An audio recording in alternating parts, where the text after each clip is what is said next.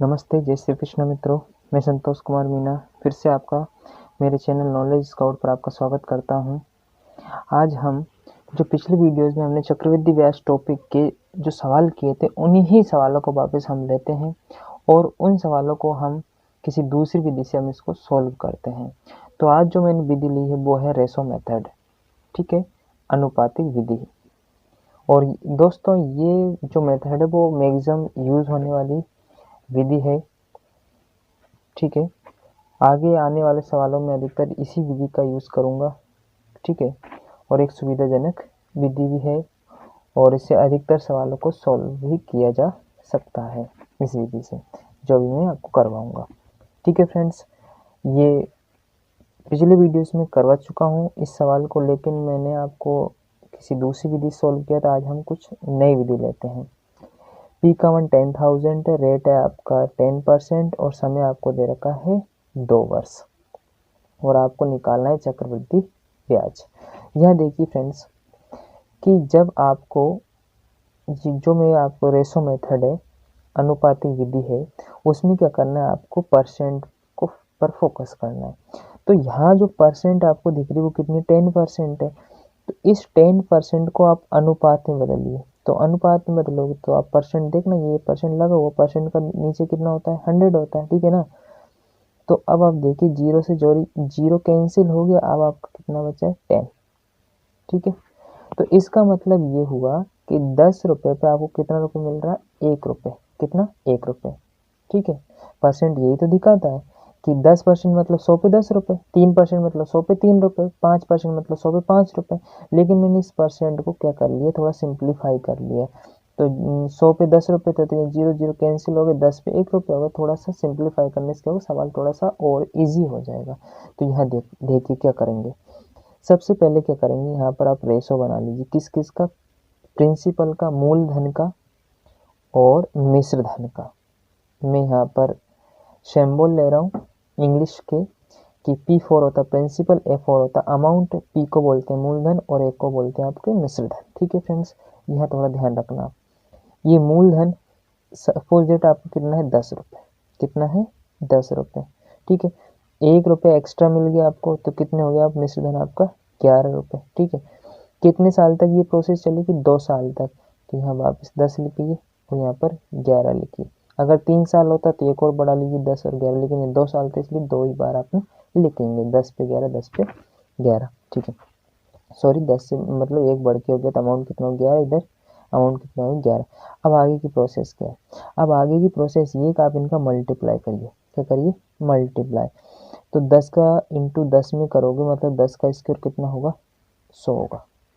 11 का स्क्वायर करिए कितना होगा, 121 मिनट, ठीक है। इतना समझ में आ गया होगा। अब आपको देखिए, आपके पास जो अनुपातिक वैल्यू रेशो वैल्यू पी की है, आपके पास 100 है, अमाउंट की वैल्यू 121 है, लेकिन हमारे पास किसकी वैल्यू नहीं है, सी आई की नहीं है। तो सी आई की यहाँ निकाल लीजिए। अब देखिए मूलधन आपका 100 रुपये था, हो गए कितने 121 रुपये। तो कितना ज़्यादा 21 रुपये, तो ब्याज कितना हो गया यहाँ पे 21 रुपये हो गया, ठीक है। आपकी तीनों वैल्यूज यहाँ पर आ चुकी है, ठीक है। ये काल्पनिक वैल्यूज होती है, रियल वैल्यू अभी नहीं आई है। तो रियल वैल्यू निकालने के लिए आप क्या करते हैं, ध्यान से देखिए इधर, ठीक है। इधर यहाँ कर लेता हूँ मैं। आपको क्या निकालना, सी आई निकालना है। क्या निकालना है, ये सी आई निकालना है। तो सी आई निकालने के लिए आप क्या करोगे, यहाँ से आप जो क्वेश्चन में जिसकी वैल्यू दे रखी है, चाहे वो प्रिंसिपल दे रखा हो, चाहे वो अमाउंट दे रखा है, चाहे वो आपको ब्याज दे, कोई सा कुछ भी दे रखा हो, आप वो ही वैल्यू यहाँ पर आप राइट कर लीजिए। तो आपको यहाँ प्रिंसिपल दे रखा था मूलधन, तो वो आप राइट कर लो यहाँ पर, ये कर लिया, ठीक है। अब जो प्रिंसिपल की वैल्यू थी वो 10,000 यहाँ लिखी, लेकिन इसके बटे में प्रिंसिपल की वैल्यू इसमें से तीनों में से कौन सी 100, तो वो यहाँ लिखिए, ठीक है, हो गया। अब निकालना क्या है, कंपाउंड इंटरेस्ट। तो जो निकालना उसका क्या करो, इनटू करो, ये 21, ठीक है फ्रेंड। अब आगे प्रोसेस देखिए क्या हो। अब आगे तो आप सब जानते, सिंप्लीफाई करना होता है, सरल करना होता है।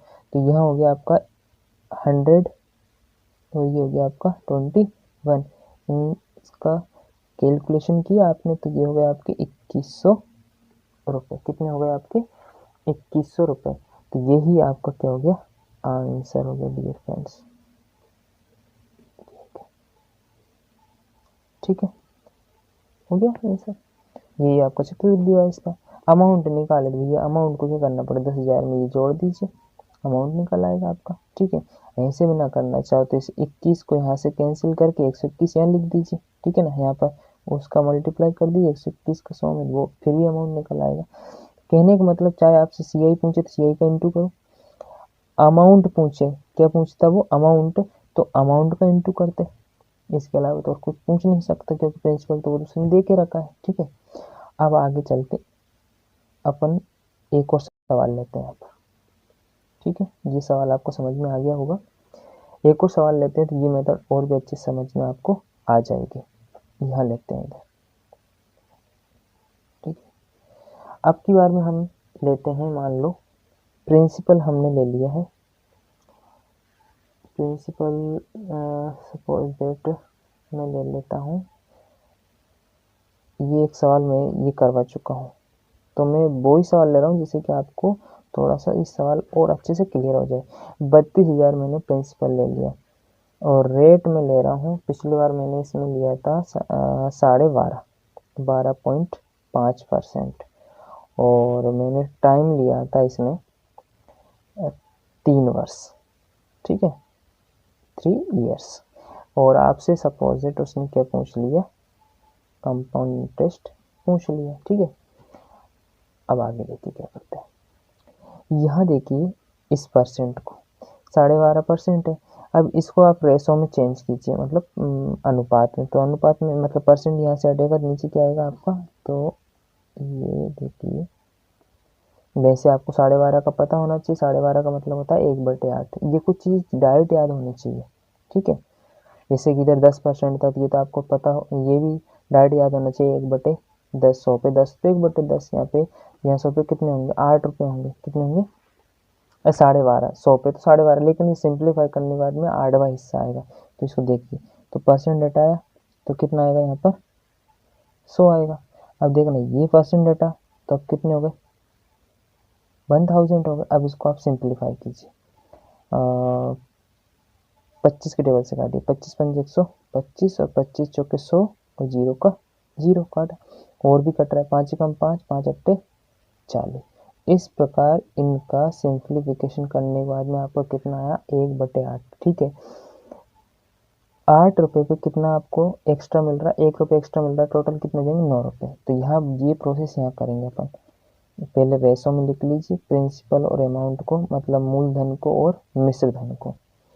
तो यहाँ मूलधन आपका कितना था, मान लो 8 रुपये, बढ़ करके 1 रुपये और बढ़ गया, सॉरी मैंने 10 लिख दिया है, 9 रुपये होगा। ठीक है, कितने साल तक प्रोसेस चली, 3 साल तक ये प्रोसेस चलाना आपको, 8 पे 9 मतलब 8 से बढ़ के 9, फिर इधर 8 इधर 9, ये 3 बार कर लिया। अब आगे क्या करते हैं, आगे की प्रोसेस इनका सभी का मल्टीप्लाई करते हैं। तो ये चीज़ें 8 कितने 3 टाइम्स है, मतलब 3 का 8 का क्यूब निकालना है, घन निकालना है, तो घन तो याद होंगे ना आपको, 512 होता है 8 का। ठीक है, और यहाँ 9 इंटू 9 मतलब 9 का क्यूब, 9 का घन निकालना है, तो इसका होता है 729। कितना होता है, 729, ये आप निकाल लीजिए। ठीक है, अब आगे देखते हैं। अब हमसे पूछा क्या भाई, CI पूछा है, तो CI भी का रेशो भी हमें मालूम होना चाहिए। अगर अमाउंट पूछते तो CI निकालने की आवश्यकता नहीं, डायरेक्ट 729 का क्या कर देते, इंटू कर देते, लेकिन हमसे क्या पूछा, CI पूछा है, तो CI निकालते हैं। यहाँ पर ये CI लिख लेता हूँ मैं एक बार आपको दिखाने के लिए।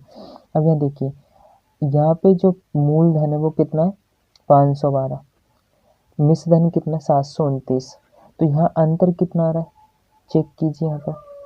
तो इस 729 में 512 घटा दी, ब्याज का रेशो पता चल जाएगा।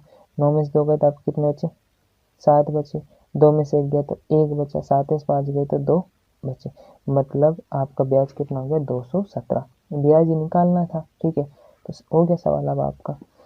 चलिए, ये कंपाउंड इंटरेस्ट लिख लिया, मतलब चक्रवृद्धि ब्याज। अब आप क्या करिए, एक लाइन ऐसे खींच लीजिए। ठीक है, अब रियल वैल्यू यहाँ से टिक दीजिए, राइट डाउन कर दिया आपने, कितनी, 32,000 रुपये। अब ये मूलधन था, तो इसमें तीनों में से मूलधन कौन सा, ये वाला, तो इसको यहाँ लिख दीजिए। ठीक है, मूलधन के नीचे मूलधन, आया समझ में। मूलधन की रियल वैल्यू और मूलधन की काल्पनिक वैल्यू। इनटू किसका करते हैं, जो पूछते हैं, यहाँ सी आई पूछा था, सी आई का इनटू करो, तो सी आई इनमें से ये वाला है, ये 217, यहाँ लिख दीजिए आप। अब इनका क्या कर दीजिए, सिंप्लीफिकेशन कर दीजिए, जो कट रहा है इनको काट दीजिए।